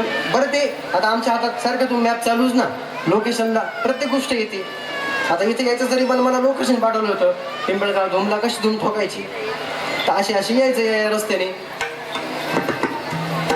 आमचं मॅप चालू, त्या मॅपमध्ये झूम करत करत होतो तरी त्या हनुमंताच्या मंदिराचं काय होतं, नाव अजिबात नामोनिशान नव्हतं त्याच्यावरती. अजूनही तुम्ही सर्च केलं पुरावा आहे माझ्याकडे, नामोनिशान आहे. त्याचा स्क्रीनशॉट करून ठेवलाय. त्याच्या मागचं गावाचं नाव आहे, त्याच्या पुढच्या गावाचं नाव आहे, मधल्या मंदिरांची नाव आहे, मधल्या दुकानांची नाव आहे, पण त्या मंदिराचं नाव नव्हतं. मंदिर झालं. साधू तिथं आले. ते म्हणाले सगळं जेवण तुम्ही करा, बनवून घ्या याला. आणि स्वतः जेवण तयार करणं यालाही एक नाव आहे. त्याला काय नाव आहे? सदाव्रत. काय नाव आहे त्याला? सदाव्रत. म्हणजे आपलं व्रत आपण सदा हा सर्व काळ ते पूर्ण पोषण करून घेणं, आपलं जेवण आपल्या हाताने तयार करणं. मग त्या बाबांनी काय केले, मग ते बाबा आमच्या जवळ आले, फार गप्पा मारल्या. त्याच बाबांनी तिक्कड केले. तुम्ही म्हणशाल आता तिक्कड काय भानगड आहे? आम्हाला फक्त इक्कड तिक्कड काय माहिती होतं. हे तिक्कड काय भानगड आहे? तो अभंग माहिती का? भवानी आई रोडगा हवा हे तुला. रोडगे कसे असतात? कधी कधी आपल्या साधून एखादी जर जाड पोळी झाली, थोडी जाड, लय जाडही होत नाही. आता महिला वर्ग उत्तम स्वयंपाक करतात, थोडीशी जाड पोळी होते, लगेच आपले शहनशाह नवरदेव म्हणतात काय जाड पोळी केली, काय रोडगे केलीत काय म्हणतात का नाही? कधी कधी म्हणत असतील ते, तुमचं नाही माहित पण आमच्याकडे तर सांगतो. म्हणतात काय रोडगे केली ते, थोडी जाड पोळी. तिकडे एवढ्या जाड असतात, 1-2 सेंटीमीटर त्यांची हे असते थिकनेस, ते एवढेच राहते ते. त्याला तिक्कड म्हणतात. काय म्हणतात? तिक्कड. गेल्यावर कळलं आपल्याला, तिक्कड गेल्यावर कळलं तिक्कड काय असतात ते.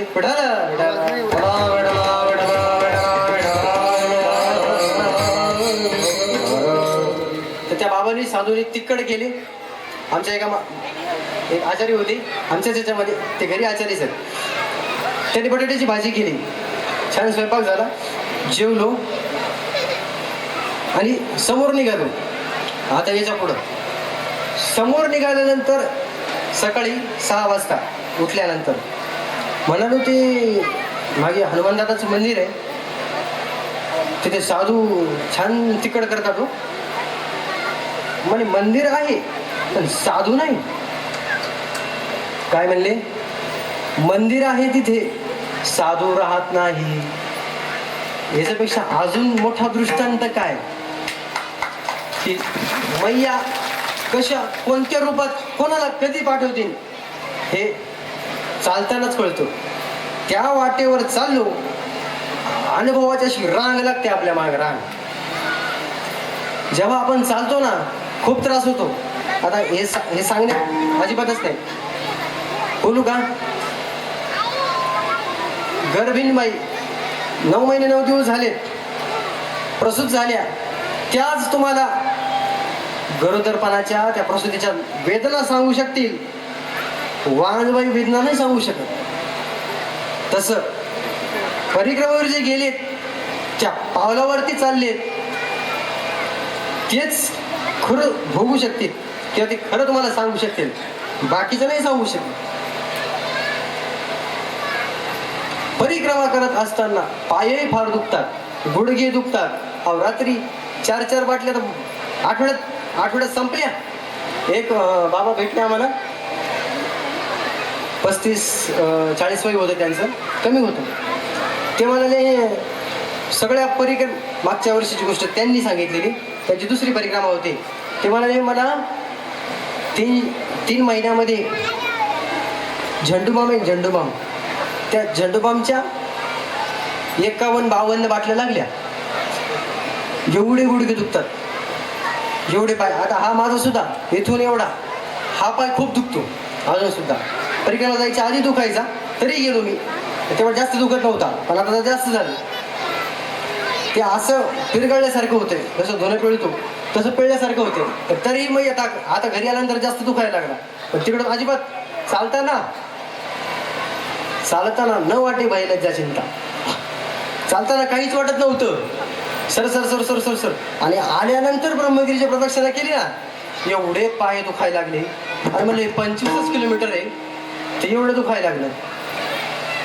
आणि 40 चालायचो.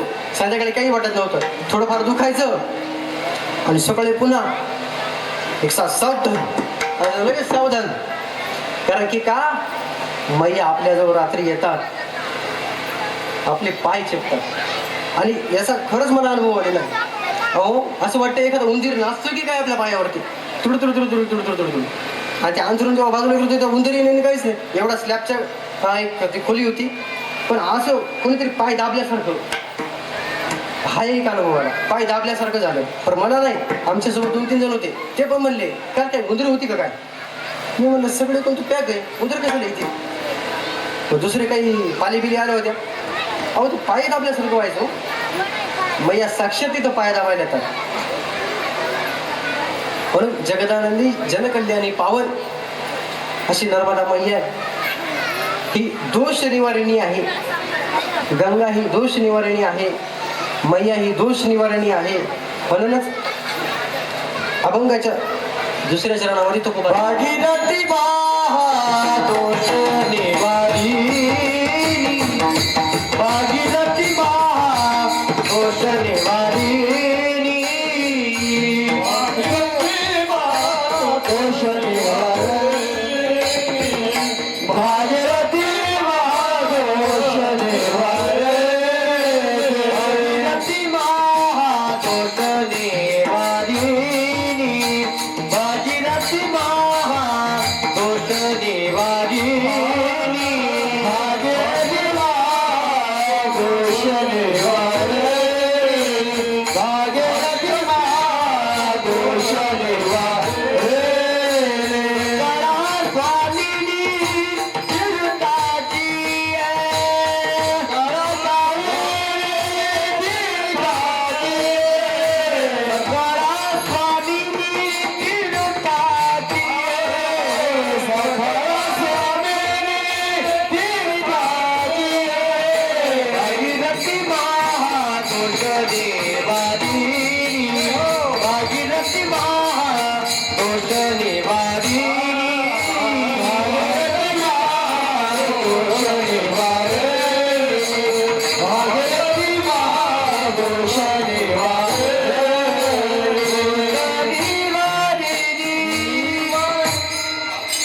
भागीरथी महादोष निवारिणी सकळा स्वामिनी तीर्थाची आहे. म्हणून दोष निवारणी नर्मदा मैया आहे. काहीही दोष असो ती आपल्या उदरामध्ये येते. अहो जेवढे काही नाले ते मिळतच नाही सहसा. गोदावरीला जेवढे नाले मिळाले तेवढे नर्मदा मैयाला नाले मिळाले नाही. सांडपाणी, हे पाणी, ते पाणी, कारखान्याचं पाणी, आणीबाणी हे सगळे नदीच्या पात्रात सोडले जातात. पण नर्मदा मैयेमध्ये असं सांडपाणी सोडलं त्या ठिकाणी तिकडं गुन्हा आहे. त्यामध्ये वस्त्र प्रक्षालन करणं, वस्त्र प्रक्षालन म्हणजे कपडे धुणं आपले गुन्हा आहे, पाप आहे. कुठल्याही तीर्थावर गेले कपडे धुवायचे नाही, पाप लागते. साबण लावायची नाही, पाप लागते.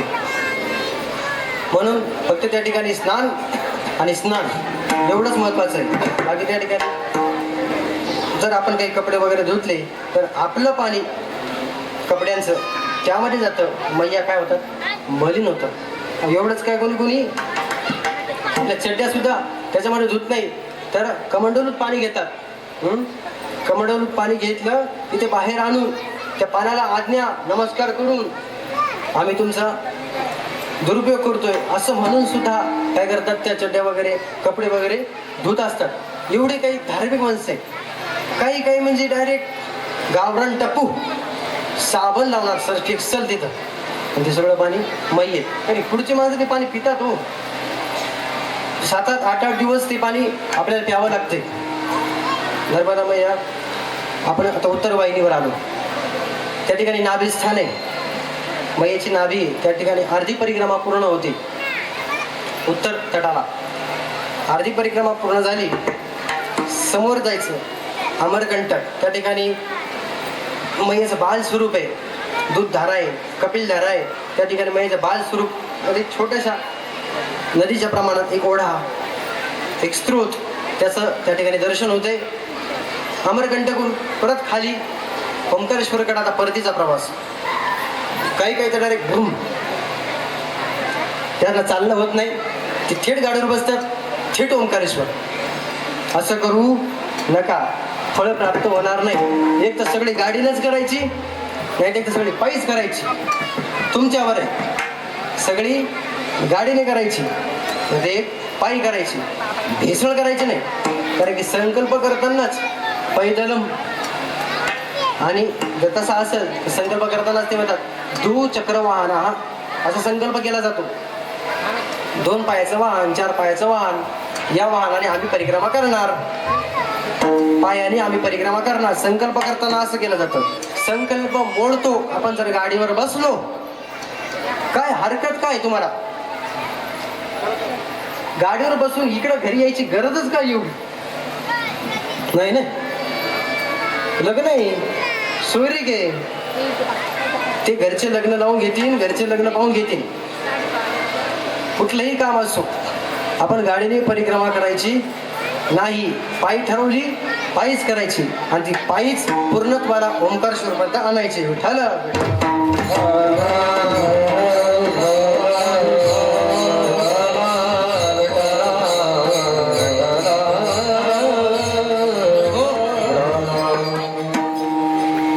अशी परिक्रमा झाल्यानंतर ओंकारेश्वरला यायचं, पुन्हा संकल्प सोडायचा. संकल्प सोडल्यानंतर पुन्हा ओंकारेश्वरचं दर्शन. ममलेश्वराला जी बाटली आपण बॅगेत ठेवली, दरवेळेस मैया काय करायच्या, ती बॉटल आहे त्या पाण्यामध्ये पाणी आहे, उजव्या हाताला असलं पाहिजे. बॅगेच्या कुठल्याही बॅगेत जरी असल्या तरी त्या उजव्या हाताला असल्या पाहिजे. डाव्या हाताला तीर्थ ठेवू नाही, पाप लागतंय. उजव्या हातालाच मैया ठेवायच्या. परत ममलेश्वराला आलं, ते पाणी ममलेश्वराला वाहायचं, ओंकारेश्वराला ते पाणी वाहायचं. पुन्हा मैयाचं पाणी घरी आणण्याकरता तीर्थ म्हणून भरून घ्यायचं. आणि ज्या दिवशी आपली परिक्रमा झाली त्या दिवशी पुन्हा आपल्या काय करायचं, घरी अशा प्रकारचं यायचं. अशी ही नर्मदा मैयाची परिक्रमा. एक थोडंसं शॉर्टकट स्वीट असं तुम्हाला सांगितलं. पुढच्या वर्षी आतोनात आपल्या पिंपळगाव धूममधून बरेच जण धूम ठोकून धूम धडाक्यात निघतील आणि धूम धडाक्यात त्यांचं स्वागत गावकरी करतील. तुकामध्ये नमो तीर्थपंथी चालती तयाशी आणि येती बोलावीत त्याशी नमो. म्हणून जे तीर्थपंथाला जातात त्यांच्या चरणी सुद्धा दंडवत आहे. आणि जे बोळवण करतात म्हणजे तुम्ही आजी या दोघाही सुपुत्रांची गावच्या दोघाही बाबांची जी बोळवण केली तुमच्याही चरणी काय साष्टांग दंडवत प्रणाम. रब्बार रघुमाई रघुमाई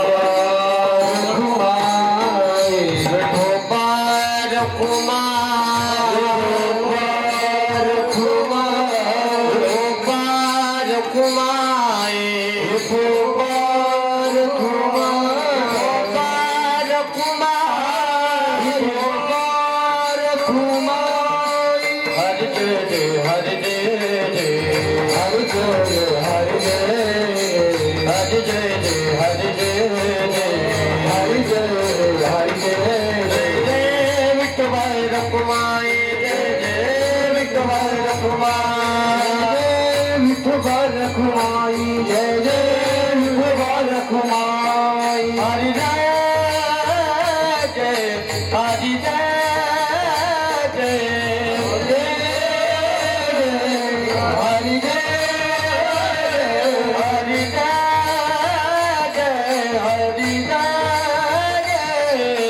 हरि जय हरि जय हरि विठ्ठल कुमारी कुमार कुमारी हरि विठ्ठल कुमारी कुमार कुमारी जय विठ्ठल कुमारी कुमारी कुमार कुमारी कुमार कुमारी कुमार कुमारी कुमार कुमारी कुमार कुमारी कुमार कुमारी कुमार कुमारी कुमार कुमारी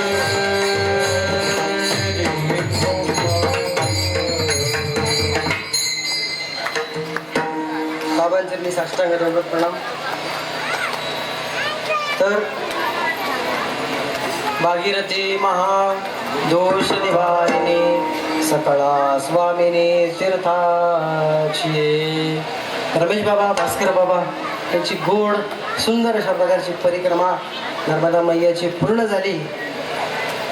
नवे नवे ती नर्मदा मैयाने पूर्ण करून घेतली तर पूर्ण करून घेणं हे मैयाच्या हातात आहे. आपण रोज म्हणतो आज एवढे चालायचं आज तेवढं चालायचं मध्येच पाय दुखतो मध्येच काय होतंय मध्येच गुडघ्याची वाटी सरकती काय करणार.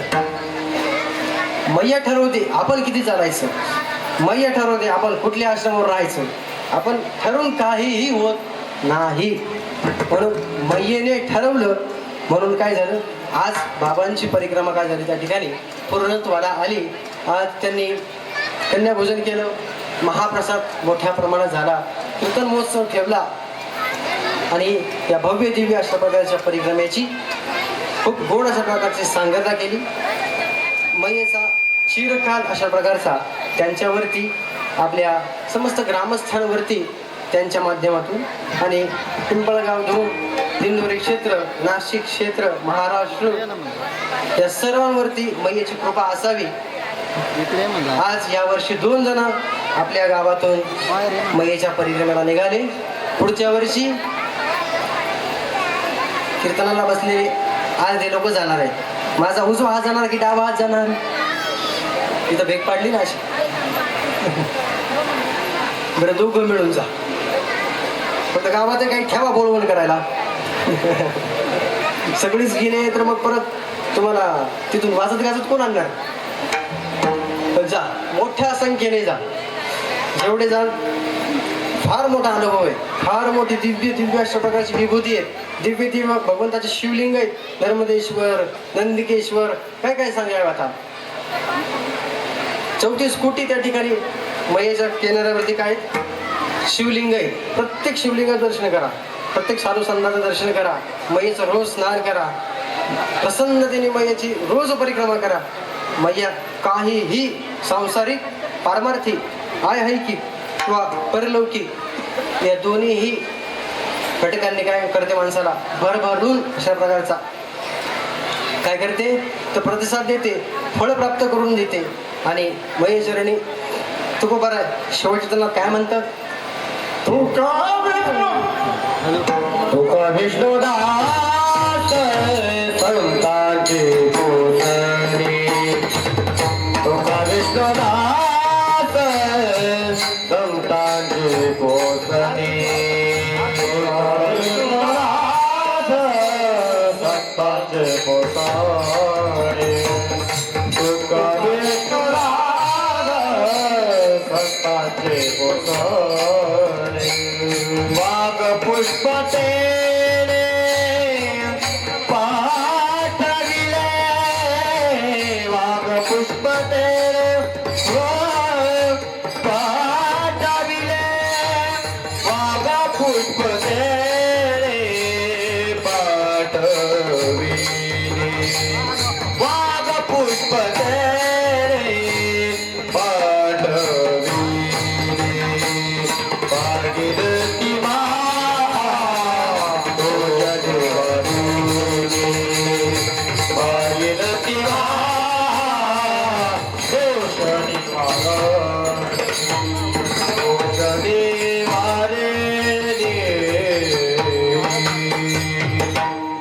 ज्ञानेश्वर माऊली ज्ञानराज माऊली महाराज ज्ञानेश्वर माऊली ज्ञानराज माऊली जय ज्ञानेश्वर माऊली ज्ञानराज माऊली महाराज ज्ञानेश्वर माऊली ज्ञानराज ज्ञानेश्वर माऊली ज्ञानराज माऊली झालेली सेवा पंढरीश पांडुरंग परमात्मा हे संत ज्ञानोबाराय तुकोबाराय त्र्यंबकराज श्री संत निवृत्तीनाथ महाराज नर्मदा मैये चरणी समर्पित करतो. एकदा जय घोष करायचा आपल्याला नर्मदा मैयेचा सगळ्यांनी म्हणायचं हो. नर्मदे हार नर्मदे हार नर्मदे हार नर्मदे हार नर्मदे हार नर्मदे हार नर्मदे हार नर्मदे हार ओ नमो नर्मदा माई देवा पार्वती वल्लभ सदाशिवा नमो नर्मदा माई देवा पार्वती वल्लभ सदाशिवा नमो नर्मदा माई देवा पार्वती वल्लभ सदाशिवा नमो नर्मदा शिवा पार्वती वल्लभ सदाशिवा पार्वती वल्लभ सदाशिवा पार्वती वल्लभ सदाशिवा पार्वती वल्लभ सदाशिवा पार्वती वल्लभ सदाशिवा नमो नर्मदा माई देवा पार्वती वल्लभ सदाशिवा नमो नर्मदा माई देवा पार्वती वल्लभ सदाशिवा पार्वती वल्लभ सदाशिवा पार्वती वल्लभ नमो नर्मदे हर नर्मदे हर नर्मदे हर जटाधरी शंकरे हर ओम नमः पार्वते पते हर हर हर महादेव नेवनते पुरते अजगते सरते करुणे यावे तुमते विनवितो असे विठ्ठल जय जय विठ्ठल जय विठ्ठल जय जय विठ्ठल